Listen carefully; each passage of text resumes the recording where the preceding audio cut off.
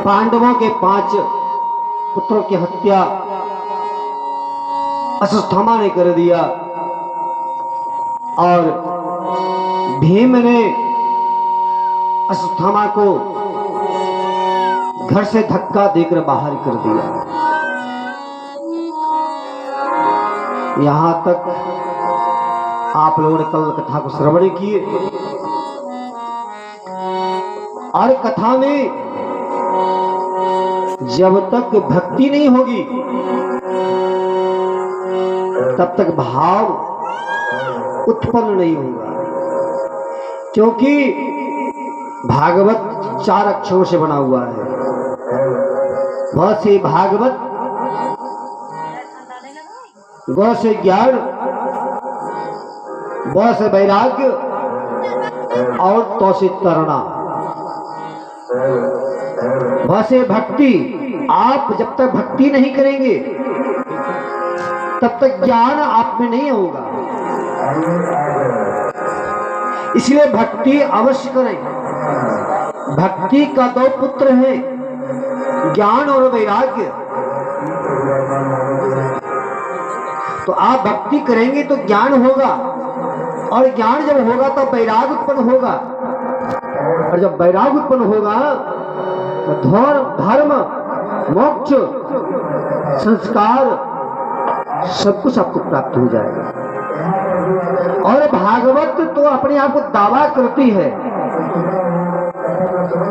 भागवत मरना सिखाती है और रामायण जीना सिखाती है कि हमें मरने के लिए क्या करना होगा। लोग अपने जीवन को मकरे के जाल के तरह बीन कर को जाल को स्वयं मर जाता है, उसी प्रकार मनुष्य भी परिवार के मोह में बढ़ करके अपने जीवन को नष्ट कर डालता है। इस परिवार के मोह से कैसे निकलना है,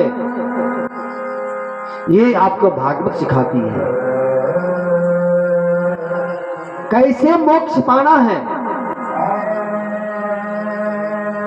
मोक्ष का मतलब इस संसार में दोबारा आना नहीं पड़े,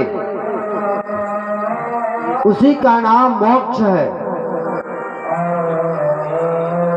भगवान के पास 3 धाम हैं, मोक्ष, मुक्ति और नरक। भगवान के पास ये 3 धाम है। मोक्ष सबसे उत्तम धाम है, जहां की आपको न घर बनाकर रहना पड़ेगा और नहीं तो भोजन की व्यवस्था करना होगा। बैठे बैठे वहां आपको भोजन मिल जाएगा, आपको तेल लगाया जाएगा, चंदन लगाया जाएगा, लगेगी ना जाड़ा लगेगी, और नहीं तो आपको प्रसाद सताएगी।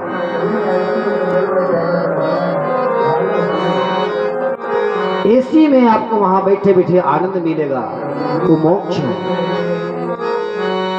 लेकिन मानव अपने परिवार के मोह में, अपने घर की माया में जीवन को नरक में दे डालता है।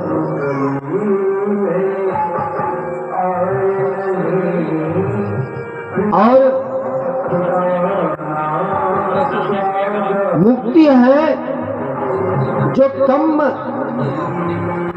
भक्ति करते हैं, जैसे स्वार्थ की भक्ति। कोई कथा सुन रहे हैं, सत्यनारायण भगवान की कथा सुन रहे हैं, तो भगवान से कहते हैं, भगवान मैंने आपकी कथा सुन रहा हूँ, मुझे धन जो है दे दीजिए, मेरी बेटी को, मेरा बेटा को नौकरी लग जाना चाहिए, मेरा घर बन जाना चाहिए। ये आपकी स्वार्थ की भक्ति है, और स्वार्थ की भक्ति में मोक्ष नहीं मिलता है। भगवान की पूजा, भगवान की कथा, भगवान का भजन बिना स्वार्थ की होता है। और सबसे उत्तम भक्ति तो वो होता है जो बिना स्वार्थ के भगवान को भजते हैं।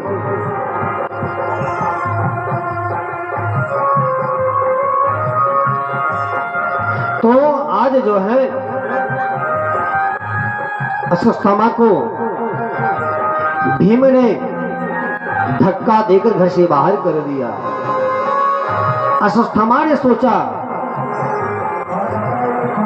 कि मुझे इससे अच्छा मृत्यु दंड दे देता। अश्वत्थामा ने मन में सोचा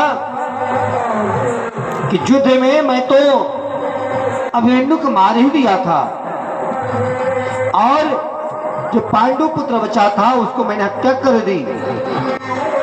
अब तो उत्तरा के घर में जो शिशु पल रहा है उसको भी ब्रह्म अस्त्र के द्वारा मार डालता हूं। अश्वत्थामा ने उत्तरा के घर पर ब्रह्मास्त्र को चला दिया। पाहि पाहि महायोगिनी देव देव जगत पते नान्यं तद्भयं पश्येत् यत्र मृत्यो परस्परम्। उत्तरा दौड़ी हुई भगवान के पास आई। हे गोविंद, हे माधव, मेरी प्राण को रक्षा करो गोविंद। अब लगता है ये प्राण मेरा नहीं रहेगा, मैं मर जाऊं उसका मुझे चिंता नहीं है गोविंद। मेरा जो गर्व है, जो गर्व पड़ रहा है उसका चिंता भविष्य में पांडवों का वंश समाप्त हो जाएगा। हे गोविंद रक्षा करो गोविंद, रक्षा करो। उत्तरा दौड़ती हुई भगवान के चरणों में गिर पड़ी और गर्भ में प्रवेश कर गए। बोले प्रेम से बांके बिहारी लाल। देखिए भगवान हमेशा भक्तों की रक्षा क्या करते हैं। भगवान कहते हैं मैं भक्तों के लिए मैं अपनी लक्ष्मी पत्नी की भी त्याग कर देता हूं। भगवान ऐसे कृपालु हैं। जो भगवान को भजता है, जो भगवान को दिन रात याद करता है, उसके लिए भगवान सब कुछ से नौछावर कर देता है। तो आज भगवान छोटा स्वरूप धारण करके उत्तरा के घर में प्रवेश कर गए और चक्र सुदर्शन के द्वारा गर्भ को रक्षा किए भगवान ने। इस दृश्य को कृष्ण बा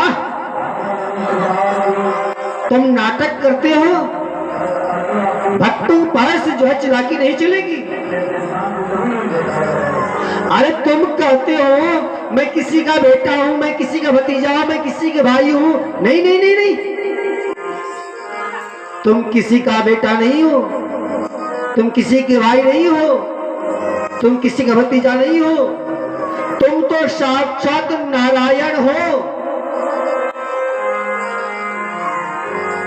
भगवान कहने लगे लो, अब बुआ भी मुझे भगवान कहने लगी है। बुआ मैं भगवान ही सही, जो मांगना चाहती हो आज मांग लो, मैं दे दूंगा। युधिष्ठिर ने कहा कृष्ण मैं बड़ा हूं पुत्रों में, तो पहले मांगने का मुझे अधिकार है, मुझे मांगना चाहिए। युधिष्ठिर ने कहा हे कृष्ण, हे गोविंद, अगर देना चाहते हो मुझे ये बर दो कि जीवन में कितनी विषम परिस्थितियां आ जाए, कभी सत्य से पीछे मैं नहीं हटूं, कभी झूठ मैं नहीं बोलूं, यही आशीर्वाद आप दे दीजिए। धर्म को मैं कभी नहीं छोड़ूं। तो भीमसेन ने कहा कृष्ण मेरी तो बड़ी बदनामी है, लोग मुझे भोजन भट्ट कहते हैं, लेकिन हे गोविंद खाते पीते सोते जाते चलते फिरते मैं आपका नाम को कभी नहीं भूलूं। मैं भगवान का नाम हमेशा लेते रहे। अगर घर में भोजन बना रहे हैं उस समय भी भगवान का नाम लें। आप कहीं चल रहे हैं उस समय भी भगवान का नाम लें। आप सो रहे हैं सोते वक्त भी भगवान का नाम लें। क्यों? हम हमेशा भगवान का नाम लें कि सब किए, के सब किए नया सार, के सब किए कबहू सुनता पुकार। हम किसी का आदमी का नाम बार बार लेंगे तो एक बार जरूर सुनेगा। उसी प्रकार भगवान के नाम का हम चिंतन दिन रात करते रहेंगे तो कभी न कभी वो जरूर सुनेंगे। इसलिए